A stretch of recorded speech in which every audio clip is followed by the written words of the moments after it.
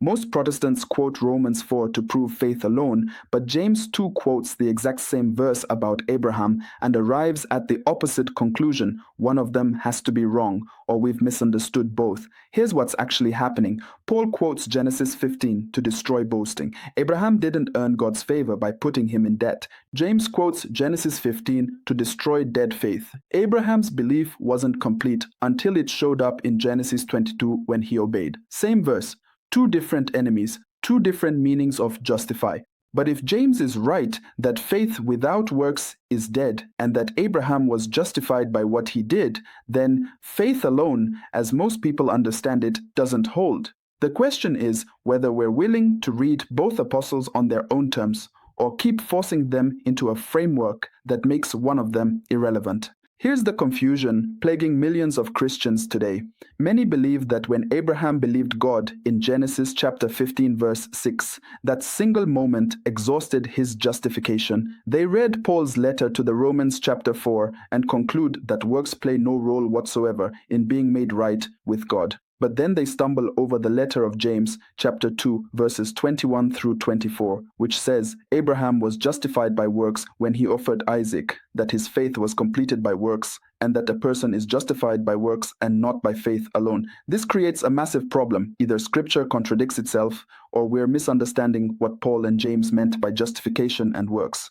The stakes couldn't be higher. If faith alone means nothing else matters, no cooperation, no obedience, no transformation, then Christianity becomes mere intellectual assent to facts. You say you believe, continue living however you want, and you're saved. But James directly calls this dead faith, asking whether such faith can save anyone. The answer is no. Real faith transforms us from the inside out, and Abraham's life proves it. If you're interested in deepening your faith, hit like and tell me where you're watching from. Consider subscribing to stay rooted in Catholic truth. Support our videos, team, and tools. Link in description or scan the QR code on screen. But first, let's see what the Bible actually says about Abraham. Genesis gives us Abraham's full story, not just one isolated verse.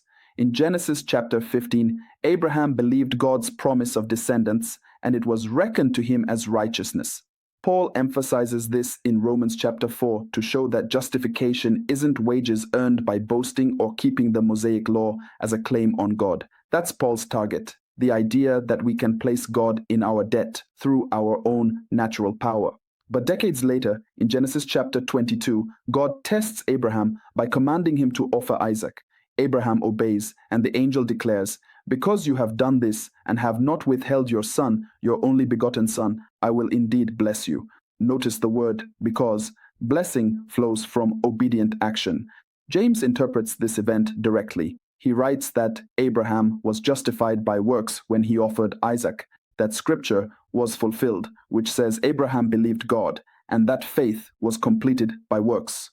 The Catechism of the Catholic Church, paragraphs 1987 through 1995, teaches that justification is not merely external bookkeeping, but truly makes us righteous inwardly by grace. The Council of Trent's 6th session in 1547 defined this solemnly. Initial justification is sheer grace received in faith, and the justified must live faith through charity. Works done in grace truly matter because grace renovates the person from within. St. Augustine taught that faith working through love, as Galatians chapter 5 verse 6 says, is the faith that justifies, and that grace precedes all merit. St. Clement of Rome's first letter to the Corinthians, chapters 31 through 33, exhorts faith, grace, and a life of good works together. From the beginning, the Church understood that Abraham's covenant life from Genesis chapter 12 through chapter 22 showed faith proving itself through obedient trust. Now let's see exactly how this works. Catholic teaching holds that Abraham's example reveals three essential truths about justification.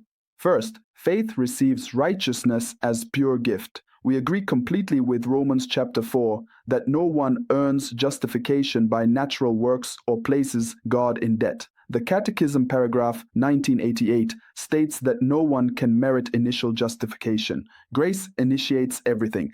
Second, living faith cooperates with grace through love. James doesn't deny Genesis 15. He says Genesis 15 was fulfilled in Genesis 22. Abraham's belief became complete when his trust produced obedient action. This isn't earning wages. It's covenant faith reaching maturity. The Catechism paragraph 1994 teaches that justification truly makes us righteous within, not just declared righteous on paper. Third, works done in grace preserve and increase justice. Trent teaches that charity is the form of faith, the inner engine that makes faith alive. When God rewards our works, he crowns his own gifts, as the Catechism paragraph 2006 explains. Merit isn't Pelagian self-salvation, it's grace-enabled cooperation.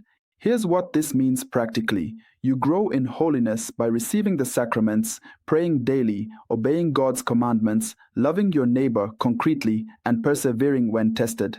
These actions don't compete with grace. They flow from grace and express your living faith. If this is making sense, share this video with someone who needs to hear it, and check out our other content diving deeper into scripture and tradition. But what about the objections? Objection 1. Romans 4 says Abraham was justified when he believed, not when he worked. True, and Catholics affirm that Romans 4 teaches justification excludes boasting and wages. But James doesn't contradict this. He addresses a different error, dead faith without works. Genesis 15 is the root, Genesis 22 is the fruit and fulfillment. Both are true. Objection 2.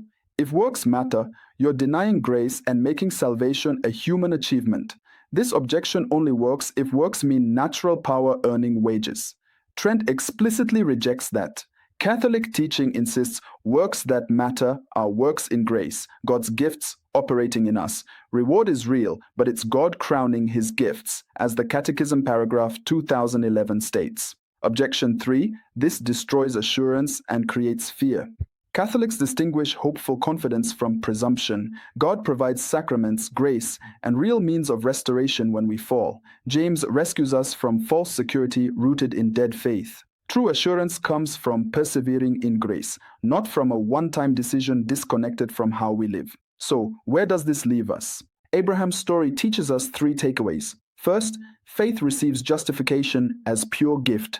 Grace always comes first. Second, living faith cooperates with grace through works of love. James says Abraham's faith was completed by his obedience on Mount Moriah. Third, Paul and James attack different errors. Paul rejects boasting and works of law. James rejects dead faith without transformation. Here's your action step. Read Genesis chapters 12 through 22 this week, then read Romans chapter 4 and James chapter 2. See Abraham's whole covenant journey, not just isolated verses. Pray for grace to cooperate with what God is doing in your life. Speak with a priest or spiritual director if you're struggling. If this helped you, share it with a friend, subscribe, and check out our web app for daily Catholic resources and soul search. Faith alone dies alone, but faith working through love saves.